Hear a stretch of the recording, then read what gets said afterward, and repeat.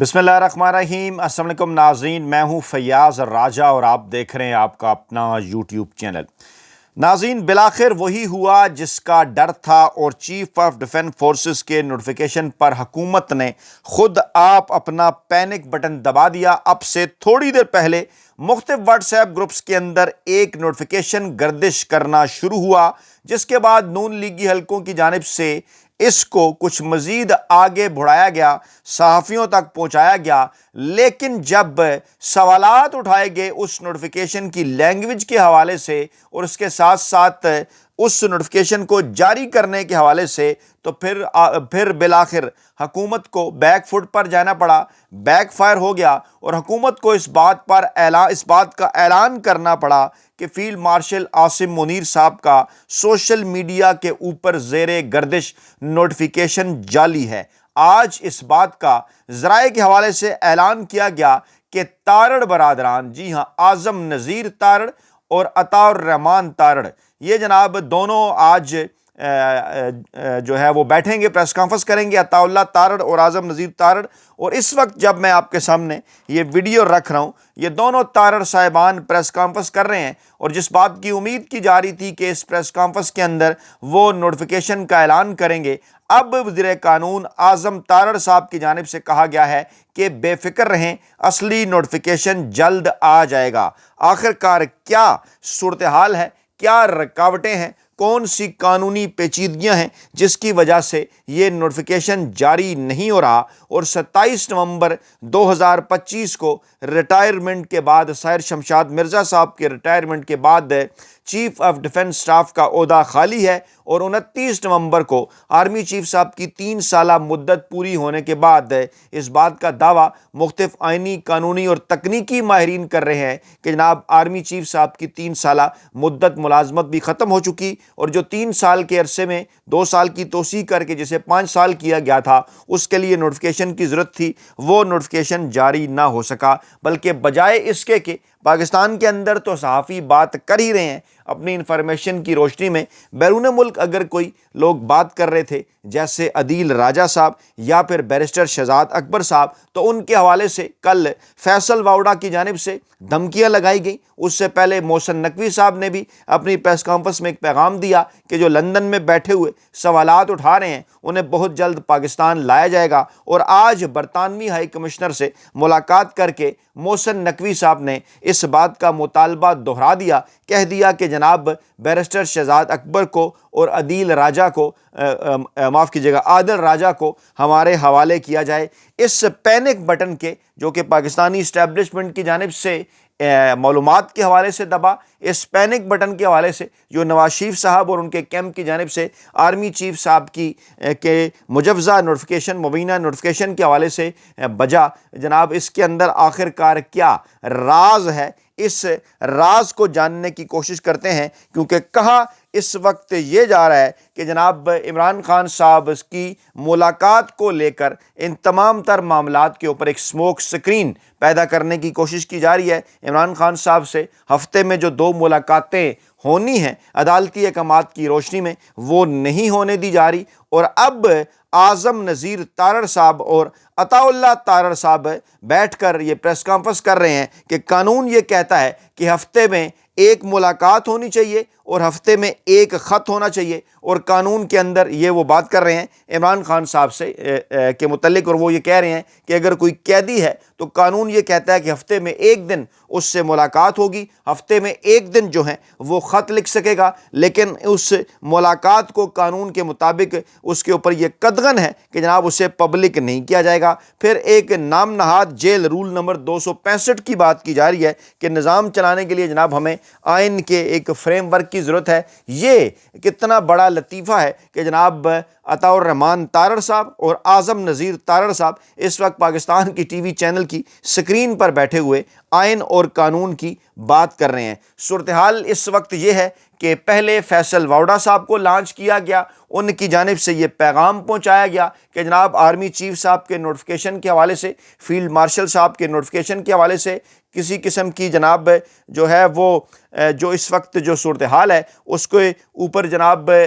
اس قسم کا ایک تاثر قائم کرنے کی کوشش کی گئی کہ شاید کسی قسم کے نوٹیفیکیشن کی ضرورت نہیں ہے۔ اسی دوران جب سہیل خان آفریدی عمران خان صاحب سے آج ملاقات کرنے کے لیے پہنچے اڈیالہ جیل تو ایک مرتبہ پھر انہیں روک دیا گیا، اور اب یہ کہا جا رہا ہے کہ پاکستان کی تاریخ میں کسی قیدی کو اتنی سہولیات نہیں دی گئیں جتنی عمران خان صاحب کو دی گئیں۔ یہ ایک سفید جھوٹ ہے، اور اب اس بات کا اعلان کر دیا گیا جس بات کا ذکر فیصل ووڈا نے کیا تھا کہ جناب آج سے عمران خان صاحب کے ساتھ عظمیٰ خان کی جو ہونے والی ملاقات ہے وہ بھی بند کر دی گئی ہے۔ یہ ایک بہت بڑی ڈیولپمنٹ ہے، یہ ایک ایسا اعلان ہے جو کہ حکومتی خوف کو ظاہر کرتا ہے۔ میری بات پوری ہوئی، آج سہیل آفریدی کی ملاقات نہیں ہوئی، ایسا کہنا تھا فیصل ووڈا کا، اور انہوں نے کہا کہ میں نے کہا تھا کہ اگر وزیر اعلیٰ نے کسی قسم کی انچ برابر بھی کوئی ہڑا ہڑی کی تو ان کی جو بچی کھچی سیاست ہے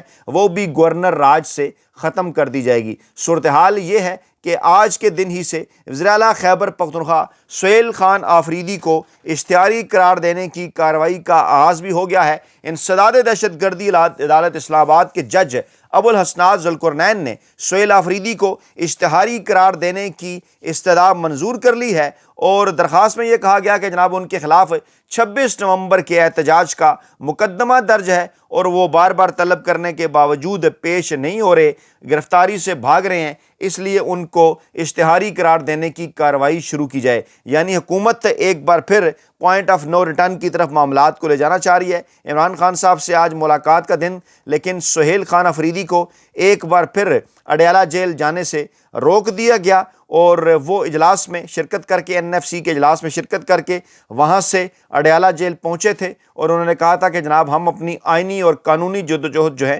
وہ جاری رکھیں گے۔ ایک اور بڑی ڈیولپمنٹ کے نتیجے میں آج محسن نقوی صاحب نے برطانیہ سے باقاعدہ طور پر شہزاد اکبر اور عادل راجہ صاحب کی حوالگی کا مطالبہ کر دیا ہے، اور کہا ہے کہ یہ جو دونوں افراد ہیں یہ پاکستان میں مطلوب ہیں، اور پھر اپنی طرف سے انہوں نے کچھ شواہد بھی فراہم کیے اور کہا کہ جناب ہم آزادی اظہار رائے کے اوپر یقین رکھتے ہیں، لیکن فیک نیوز جناب ہمارے لیے مسئلہ ہے۔ اچھا، چند دن پہلے جو خبریں آئی تھیں آصف زرداری صاحب کے سے صدارت لینے کی اور آرمی چیف صاحب کے صدر بننے کی، وہ خبریں کہاں سے آئی تھیں؟ جنگ جیو گروپ کے ایک رپورٹر نے خبر دی تھی، لیکن کیونکہ جنگ جیو گروپ سروس دیتا ہے اس وقت اس حکومت کو، ناجائز حکومت کو، تو اس لیے شاید فیک نیوز کے حوالے سے کسی قسم کی جو کوئی کارروائی ہے وہ جناب ان کے خلاف نہیں کی جائے گی۔ اچھا، عطا تارڑ صاحب ایک مخصوص ماحول بنانے کی کوشش کر رہے ہیں اور کہہ رہے ہیں کہ عظمیٰ خان صاحبہ جب آج کل عمران خان صاحب سے ملاقات کر کے باہر آئیں تو انہوں نے کہا تھا کہ جناب عمران خان صاحب غصے میں تھے، حالانکہ کچھ اور مطلب تھا، کانٹیکسٹ کچھ اور تھا۔ اس غصے کو انہوں نے فرسٹریشن کے اندر بدل دیا، یا اس قسم کی کا تاثر پھیلانے کی کوشش کی کہ عمران خان صاحب وہاں پر پریشان ہیں یا کسی قسم کی فرسٹریشن کا شکار ہیں، اور آج حکومت نے ایک قدم آگے جا کر یہ اعلان کیا ہے کہ جناب آج کوئی بڑی خبر نہیں ہے، آج معمول کی چیزیں ہیں، اور معمول کی چیزوں میں سے ایک چیز یہ ہے کہ آج سے عظمیٰ خان کی عمران خان صاحب سے ملاقات بند کر دی گئی ہے۔ اب اس کا کیا مطلب ہے؟ معاملات جوں آگے کی جانب بڑھ رہے ہیں، اس کے ساتھ ساتھ اس وقت پاکستانی اسٹیبلشمنٹ اور پاکستان کا جو روایتی سیاسی مافیا ہے وہ جس خوف کا شکار ہیں عمران خان صاحب کے حوالے سے، اس خوف میں اضافہ ہوتا چلا جا رہا ہے، اور تمام تر اقدامات یہ بتا رہے ہیں کہ جناب عمران خان صاحب کے خوف سے وہ نہیں نکل پا رہے۔ اگر بات کریں نواز شریف صاحب کی تو ہمارے سامنے گزشتہ دنوں چند چیزیں جو ہیں وہ سامنے آتی ہیں۔ ایک جناب افسار عالم صاحب کی ایک مبینہ گفتگو جس کے حوالے سے یہ کہا جا رہا ہے کہ حکومت کی جانب سے اسٹیبلشمنٹ کو کہا گیا ہے کہ جناب ہم آپ کی جو فرمائشیں ہیں وہ پوری کر کے تھک چکے ہیں، اور اسی طرح اگر ہم آپ کی فرمائشیں پوری کرتے رہے تو اگلے الیکشن کے اندر ہم عوام کے پاس کون سا بیانیہ لے کر جائیں گے۔ عمران خان صاحب کی مقبولیت مسلسل بڑھ رہی ہے۔ آسمہ شیرازی صاحبہ نے بھی کچھ اسی قسم کی بات کی کہ نواز شریف صاحب یہ سمجھتے ہیں کہ اگر عمران خان صاحب جیل کے اندر رہے اور وہ 2029 کے اندر الیکشن میں گئے تو ایک بار پھر عمران خان صاحب بآسانی جو ہیں وہ الیکشن جیت جائیں گے اور نون لیگ کے ہاتھ میں کچھ نہیں آئے گا۔ اسی لیے یہ کہا گیا کہ میاں نواز شریف صاحب نے عمران خان صاحب کی رہائی کی خواہش کا اظہار کیا ہے۔ آپ کو یاد ہوگا یہ مزدور صحافی اس پلیٹ فارم پر بار بار آپ کے سامنے یہ بات گوش گزار کرتا رہا کہ پاکستان کے اندر 3 ایسے مواقع آئے کہ جب کوئی مقبول سیاستدان اسٹیبلشمنٹ کے آمنے سامنے ہوا، اور تینوں کے ہم جو الٹیمیٹ جو نتائج تھے وہ جناب آپ کے سامنے رکھ دیتے ہیں۔ ذوالفقار علی بھٹو صاحب کا جب آمنا سامنا ہوا تو اس کے بعد معاملات تک کہاں گئے؟ بھٹو صاحب یہ سمجھ رہے تھے کہ عوام جیل پہنچ کر جیل توڑ دیں گے، اور وہ یہ سمجھ رہے تھے کہ جناب حکومت جو اس وقت کے جرنیل ہیں انہیں پھانسی نہیں دے سکتے۔ بہرحال انہیں پھانسی ہوئی، اور بعد میں پھر اس بات کو تسلیم کیا گیا کہ باقاعدہ طور پر یہ ایک عدالتی قتل تھا۔ نواز شریف صاحب کا معاملہ یکسر مختلف، اس حوالے سے کتابوں سے اقتباس، اخباروں سے اقتباس ہم آپ کے سامنے رکھتے رہتے ہیں کہ کس طرح سے وہ فرار ہو گئے جو ہے دسمبر 2000 کے اندر مشرف صاحب سے ڈیل کر کے۔ اس مرتبہ بھی 2018 کے الیکشن کے بعد بھی ہمیشہ وہ ڈیل کر کے کبھی سعودی عرب اور جناب کبھی لندن جاتے رہے۔ عمران خان صاحب کا معاملہ بار بار ہم آپ کے سامنے یہ گوش گزار کرنے ہیں کہ ان دونوں سے خاصا مختلف ہے۔ نہ ہی تو اب تو انٹرنیشنل میڈیا بھی کہہ رہا ہے کہ خدا نخواستہ عمران خان صاحب کو ایلیمنیٹ کرنے کے حوالے سے جو خبریں ہیں ان کے اوپر کسی طور پر عمل درآمد نہیں کیا جا سکتا، کیونکہ جو ریاست پاکستان ہے وہ متحمل نہیں ہو سکتی کہ خدا نخواستہ اگر عمران خان صاحب کو ایلیمنیٹ کیا جائے۔ دوسرا معاملہ جس کے لیے طاقتور حلقے، روایتی سیاسی مافیا، ہینڈلرز اور سہولتکار بار بار کوششیں کرتے رہے کہ عمران خان صاحب مان جائیں، وہ کیا تھا کہ عمران خان صاحب بنی گالہ کے اندر نظر بندی اختیار کر لیں، عمران خان صاحب اپنی پسندیدہ جیل لے لیں خیبر پختونخوا کے اندر، یا پھر عمران خان صاحب جو ہیں وہ جیلا وطنی اختیار کر لیں، لندن چلے جائیں، امریکہ چلے جائیں، سعودی عرب چلے جائیں یا آسٹریلیا چلے جائیں۔ تمام تر آفرز عمران خان صاحب کے سامنے رکھی گئیں، لیکن عمران خان صاحب نے کوئی بھی NRO دینے سے پاکستان کے طاقتور حلقوں کو، روایتی سیاسی مافیا کو صاف صاف انکار کر دیا۔ اور صورتحال یہ ہے کہ جعلی الیکشن جیتنے کے بعد، یہ حال ہی میں ہونے والے جعلی ضمنی الیکشن جیتنے کے بعد بھی کانفیڈنس لیول ان کا یہ ہے کہ ان کے انتہائی قریب سمجھے جانے والے سہیل وڑائچ صاحب بھی یہ دعویٰ کر رہے ہیں کہ عمران خان صاحب کی مقبولیت میں کمی ممکن نہیں ہو سکی۔ میاں نواز شریف اور نون لیگ کے پاس اس وقت سیاست کے اندر اگلے الیکشن کے لیے لے کر جانے کے لیے کچھ بھی نہیں ہے۔ ایسے میں پھر کیا ہوا؟ ڈیپینڈ کیا جا رہا تھا ایک دوسرے کے اوپر، یعنی آپ مجھے 2030 تک لے کر جائیں، میں آپ کو اگلا الیکشن مینیج کر کے دوں گا۔ یہاں پھر ایک بارگیننگ شروع ہوئی میاں نواز شریف اور طاقتور حلقوں کے درمیان، اور میاں نواز شریف کی اس بات کی خواہش تھی کہ اس منتخب فارم 47 کی حکومت کے اندر جو بچا کھچا عرصہ باقی ہے اس میں میاں صاحب کی یہ خواہش تھی کہ انہیں وزارت عظمیٰ کے منصب کے اوپر فائز کیا جائے،